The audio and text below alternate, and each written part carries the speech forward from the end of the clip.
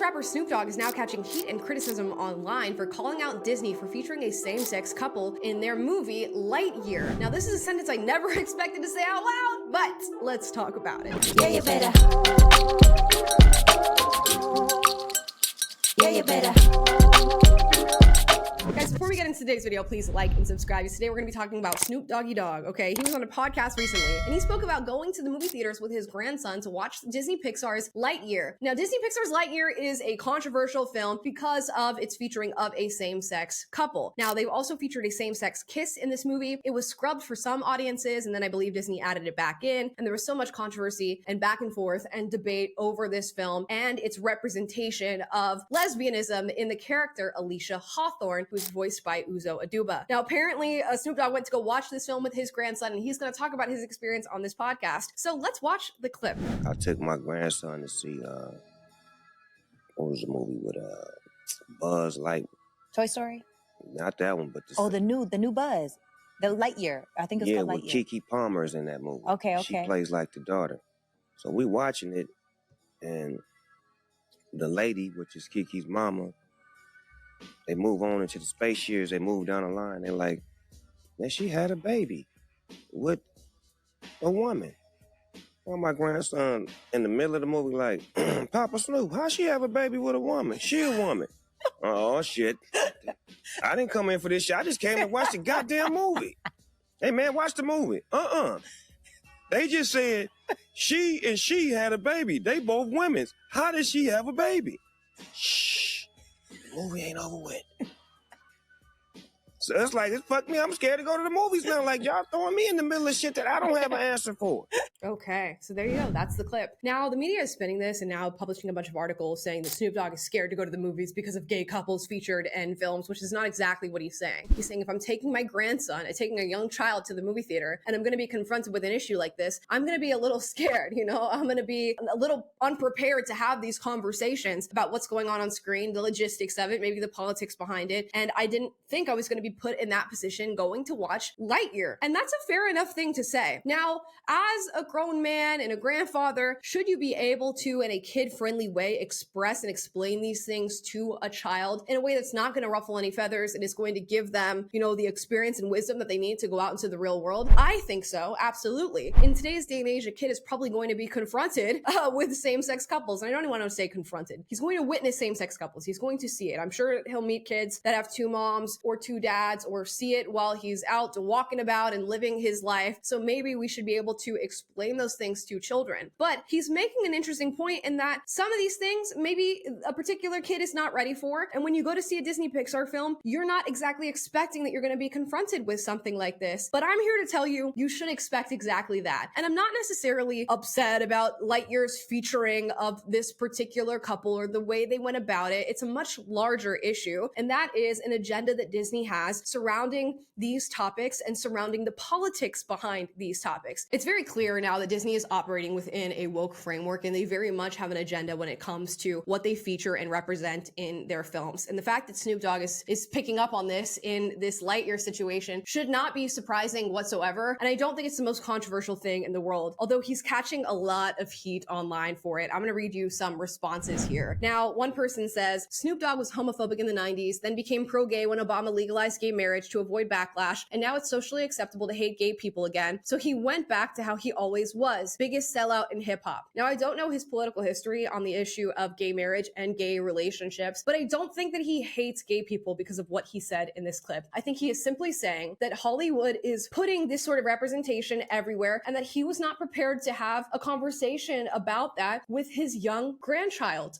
I think that's all that was being said there. Now, another person writes, Snoop Dogg after seeing a lesbian couple, which is completely normal. And we'll play the clip. Lord, I'm having a heart attack. Damn, this is some scary shit.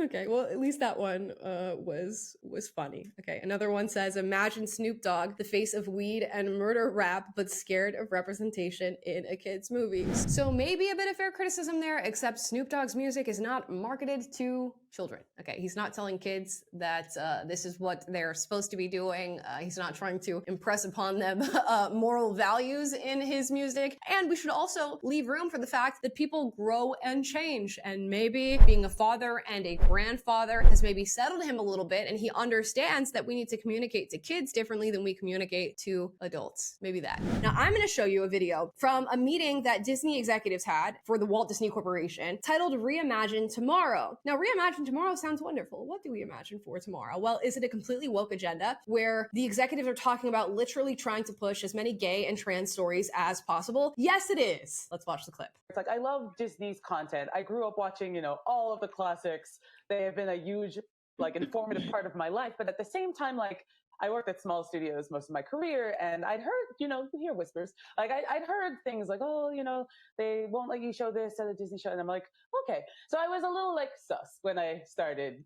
But then my experience was bafflingly the opposite of what I had heard on my little pocket of proud family Disney TVA.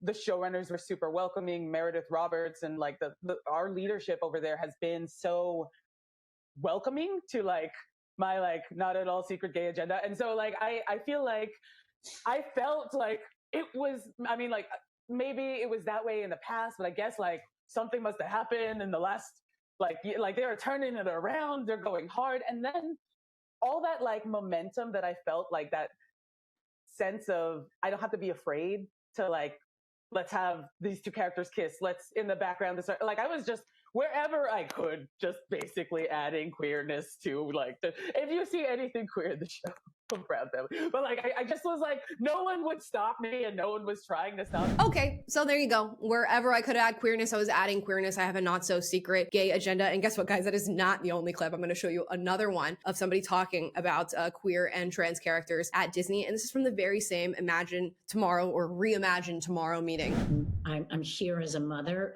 of two queer children, actually, one transgender child. What are the odds? What are the odds, people? And one pansexual child, and also as a leader. And that was the thing that really got me, because I have heard so much from so many of my colleagues over the course of the last couple of weeks, in open forums and through emails and phone conversations. And I feel a responsibility to speak, not just for myself, but for them. To all of us.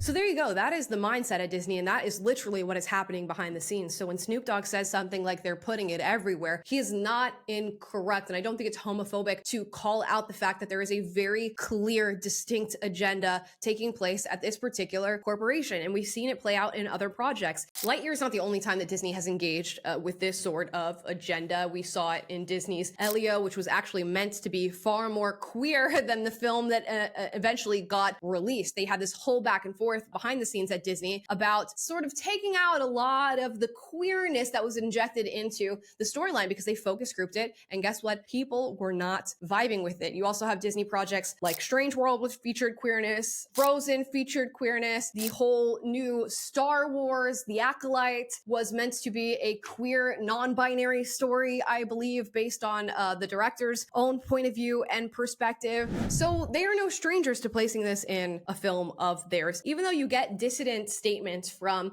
Disney leadership like Bob Iger, who says Disney's job is, quote, not to advance any kind of agenda. You're still doing it, though.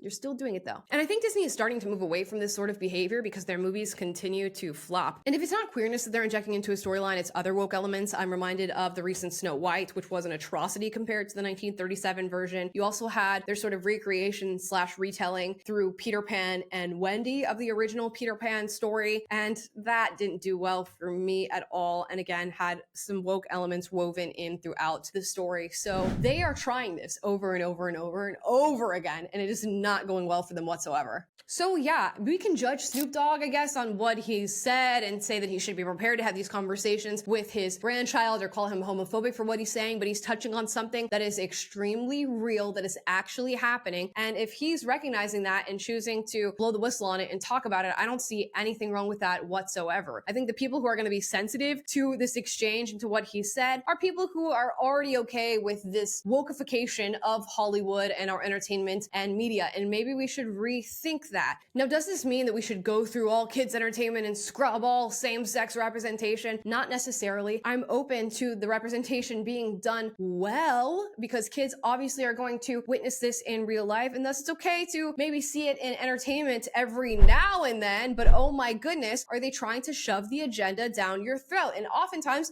they're doing it the wrong way. The question is, why are you featuring this? How are you featuring this? And what is your intention as far as what you're trying to communicate to the children who are watching a show like this? And if you find that your intention is purely based in agenda and political propaganda and pushing your own narrative, then you're probably on the wrong foot. You're on the wrong track. And if somebody doesn't want to come and watch that film because of what you featured, and because they don't want to have that conversation with their grandkid and be in an endless circle of whys and hows and political conversations, then that is their choice. And Disney, in focus grouping these movies, even amongst left-leaning audiences, is finding that a lot of people are uncomfortable with a lot of what they're putting in their films. So has Snoop Dogg done anything wrong here? I don't think so. Do I think he should be prepared to have this conversation with his grandchild? Because his grandchild could have very easily saw two women with a child walking down the street and, you know, being romantic with one another. Sure. But if he doesn't want to experience that when watching a Disney Pixar film, and if he's looking at it and realizing there are other problems politically with these films, which he goes on to discuss in this very podcast about masculinity and politics and entertainment, then he's not wrong, and that's okay. Kids' movies are supposed to be about entertainment, fun,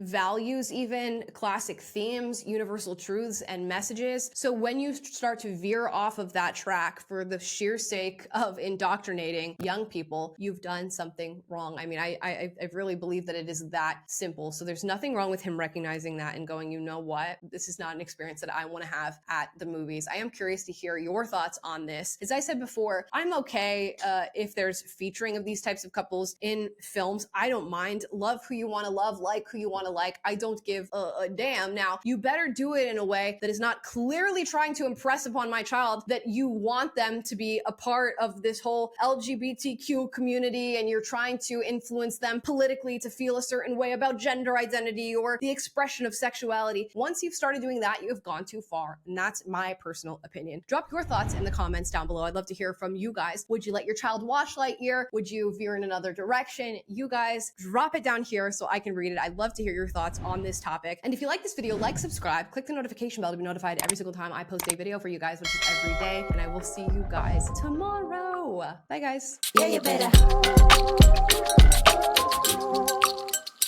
Yeah, you better.